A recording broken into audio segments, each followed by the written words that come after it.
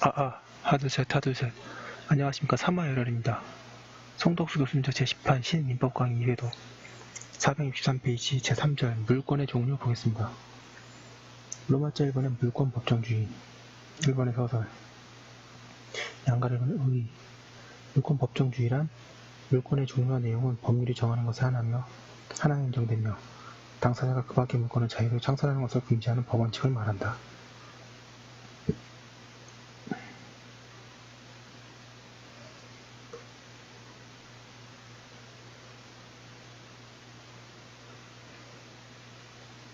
이러한 물권 법정주의는 모든 근대 물권법에서 인정되고 있다.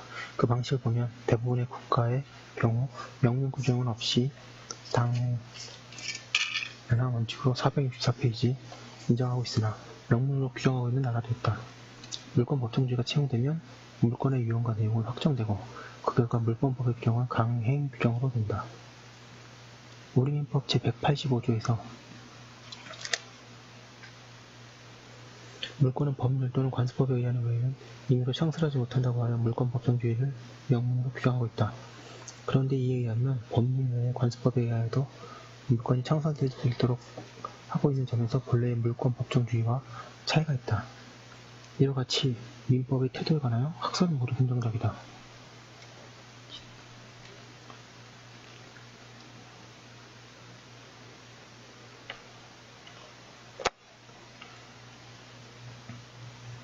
생각건대 우리 민법은 서양의 법에 오랜 관찰 없이 단기간에 개선해 만들어졌다.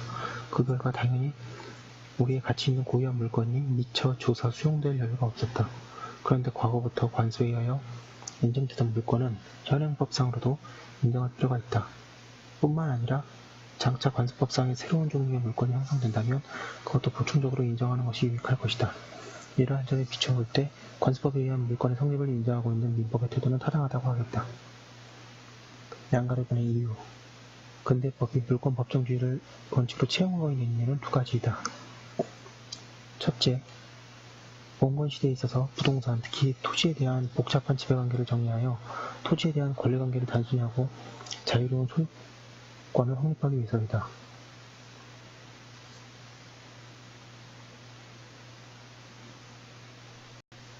둘째로, 물권 공시를 실효성 있게 하기 위해서이다. 둘 다 밑줄 치겠습니다.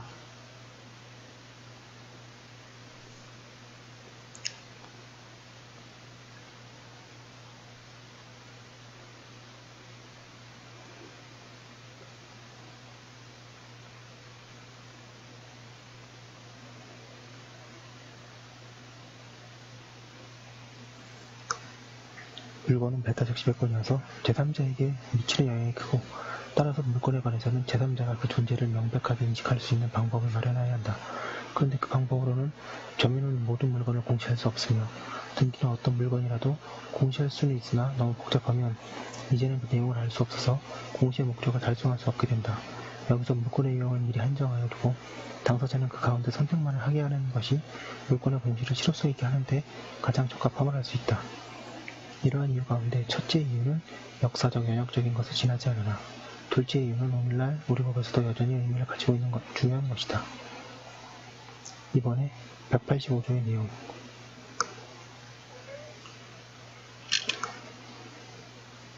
양가르변의 동주의 법률. 185조의 법률은 헌법상의 의미의 법률만을 가리키나 명령이나 규칙 등은 포함되지 않는다. 양가르변의 관습법의 효력. 먼저 앞에서 본 바와 같이 민법상 관습법에 의한 물권의 성립도 인정된다. 그런데 이때 관습법과 법률이 어떤 관계에 있는지 문제된다.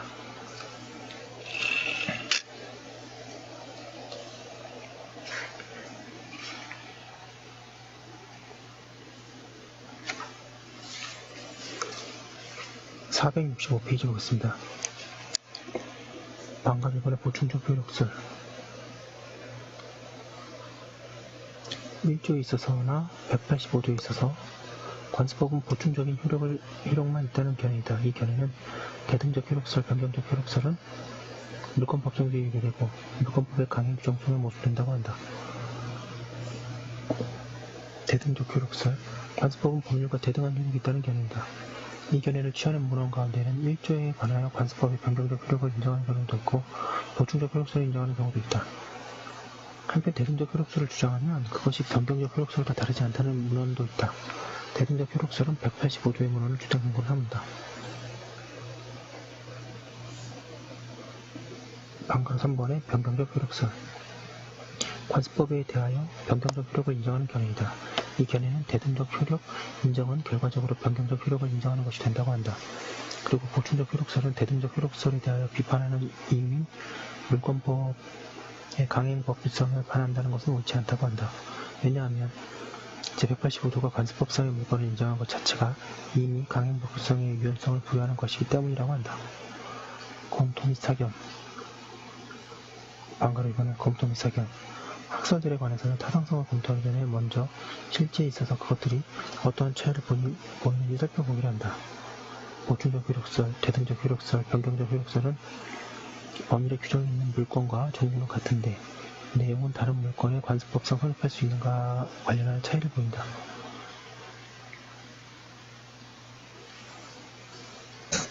일설은 그때에는 법률상의 물권만을 인정할 것이고 3설은 관습법상 물권만 인정할 것이나 2설은 두 물권이 병존할 수 있다고 하게 된다. 이러한 결과를 두고 볼 때 185조의 관습법을 추가시킨 것이 과연 2설, 3설의 결과를 원해서일지는 의문이다. 오히려 그 주된 목적은 서구의 제도를 받아들이면서 미처 규정하지 못한 것을 보충적으로 인정하겠다는 것으로 보아야 한다. 그리고 1설의 결과만을 인정되어야 한다. 그 결과 법률에 없는 유형의 물권만을 관습법상 성립할 수 있다. 보충적 효력수를 취하는 문헌은 법률에 규정이 없는 내용의 물권도 성립할 수 있다고 하나 그 내용이 종류를 달리할 정도의 본질적인 것이 아닌 한 규정에 반하는 내용만이 무효될 것이므로 그런 설명은 옳지 않다. 양가로 3번의 관습법상의 물권의 성립 요건. 예외적으로 관습법상 물권의 성립이 인정되는 경우에도 물권 법정주의의 채용 이유에 비추어 다음의 두 요건이 갖추어져야 한다. 즉, 동그라미 1번에 자유로운 소유권에 역행하는 본권적인 물권관계가 아니어야 하고 2번에 공시 방법을 갖추어야 한다. 양가로 4번의 임의로 청산하지 못한다의 의미와 위반시 효과. 물권을 임의로 청산하지 못한다는 것은 동그라미 1번의 법률 또는 관습법이 인정하지 않는 새로운 유형의 물권을 만들지 못한다는 것과 동그라미 2번의 법률 또는 관습법이 인정하는 466페이지 물권에 대한 다른 내용을 부여하지 못한다는 것이다.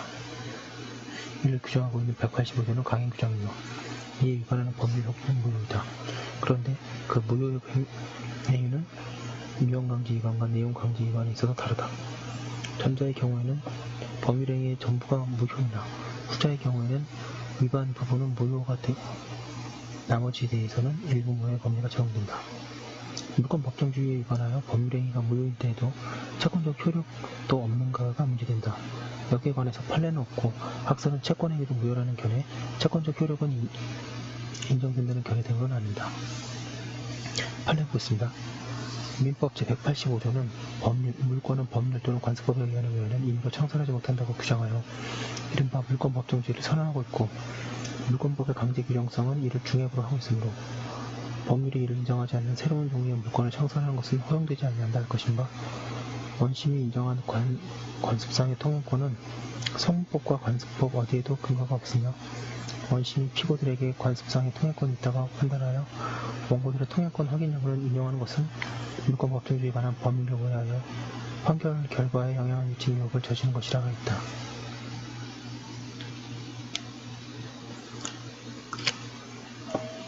프로마차 2번의 물권의 종류. 우리 민법상 물권은 법률과 관습법에 의하여 성립할 수 있다. 그리고 그 법률은 크게 민법정과 특별법으로 나눌 수 있다. 여기 각각의 법에 의한 물권을 살펴보기로 한다. 1번 민법상의 물권. 민법전은 점유권, 소유권, 지상권, 지하권, 전세권, 유치권, 소유권, 저당권의 8가지 물권을 규정하고 있고 그것들은 다음과 같이 분류할 수 있다. 민법상 물권은 점유권과 본권이고 본권은 소유권과 제한물권이고 제한물권은 용익물권과 담보물권이고 용익물권은 지상권, 지하권, 전세권이고 담보물권은 유치권, 소유권, 저당권인데 전세권이 담보적 효력이 약간 있습니다. 그리고 유치권은 법정 담보물권, 질권, 저당권은 원칙적으로 약정 담보물권입니다.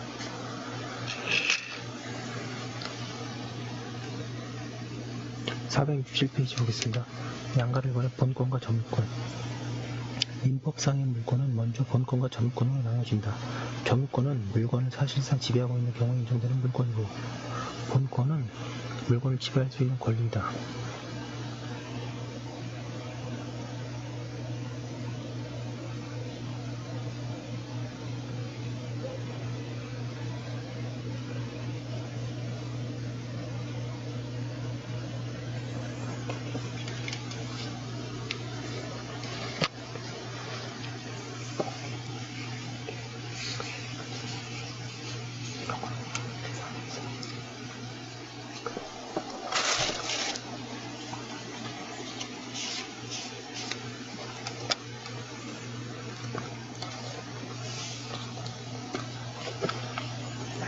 양가로 2번에 소유권과 제한물권. 본권에는 소유권과 제한물권이 있다. 소유권은 물건을 전면적으로 지배할 수 있는 권리이고, 그 밖의 물권은 물건의 가치를 일부만 지배할 수 있는 권리이다. 후자는 소유권에 대한 제한이 성립하고 그 내용도 제한되어 있다는 점에서 제한물권이라고 한다. 양가로 3번에 용익물권과 담보물권. 제한물권은 다시 용익물권과 담보물권으로 나누어진다.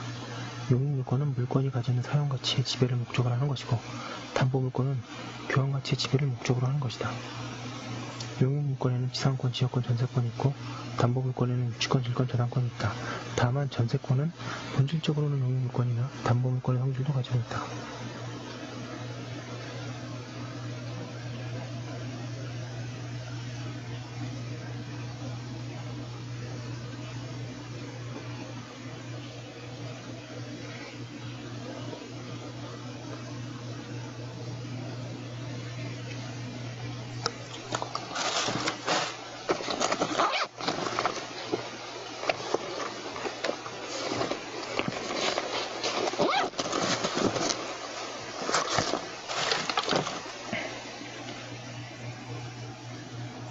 양가로 4번에 부동산 물권과 동산 물권. 8가지 물권 가운데 점유권, 소유권, 지상권, 지역권, 전세권, 유치권, 저당권은 부동산 위에서 성립할 수 있는 권리이고, 점유권, 소유권, 유치권, 질권은 동산 물권이다.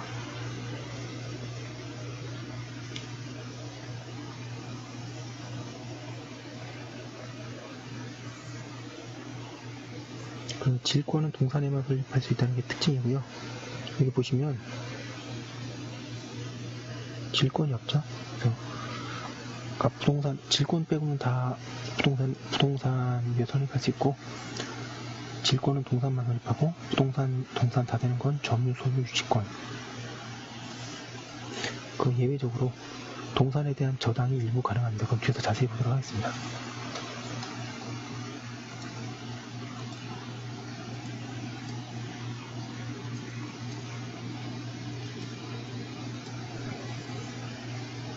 빠담빠담님 감사합니다. 감사합니다. 2번에 특별법상의 물권. 공장저당권, 공장재단저당권, 공장재단저당권, 임목저당권, 농지저당권, 소형선박저당권, 자동차저당권, 항공기저당, 건설기계저당, 동산담보권, 채권담보권, 지식재산권 담보권, 가등기담보권, 양도담보권, 매도담보권 등이 있다. 특별사법인 상법상의 물권으로 상사유치권, 상사질권, 주식질권, 선박저당권, 선박채권자의 우선특권 등이 있으나 이는 실질적 물권법에 의한 것이 아니다. 3번의 관습법상의 물권. 양가를 1번에 판례에 의하여 확인되어 있는 것은 방가를 1번에 분묘기지권, 방가를 1번에 관습법상의 법정지상권. 468페이지에 양도담보의 문제가 있는데, 견해에 따라서는 가등기담보법에 적용을 받지 않는 양도담보, 특히 동산 양도담보도 관습법상의 물권이라고 한다. 이는 근본적으로 가등기담보법에 적용을 받지 않는 양도담보도 일종의 담보물권이라고 보는 입장에 서 있다. 사약컨대 가등기담보법에 적용을 받는 양도담보는 마땅히 일종의 담보물권이라고 이해해야 한다. 그러나 동산 양도담보처럼 가등기담보법에 적용을 받지 않는 양도담보는 소유권 이전의 형식에 의한 반칙적인 담보이며 담보물권이 아니다.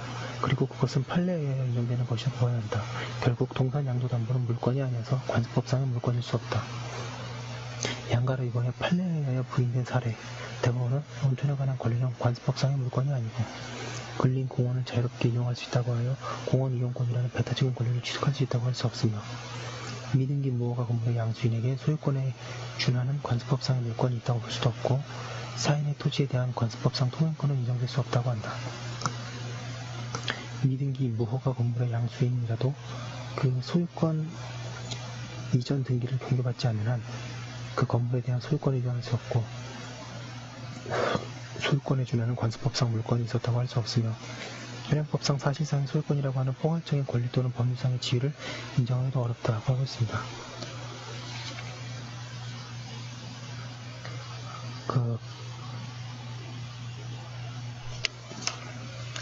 여기까지 한 거 일단 올려두고요. 또 잠깐 쉬었다가 다음 거 이어서 하도록 하겠습니다. 네, 잠시만요.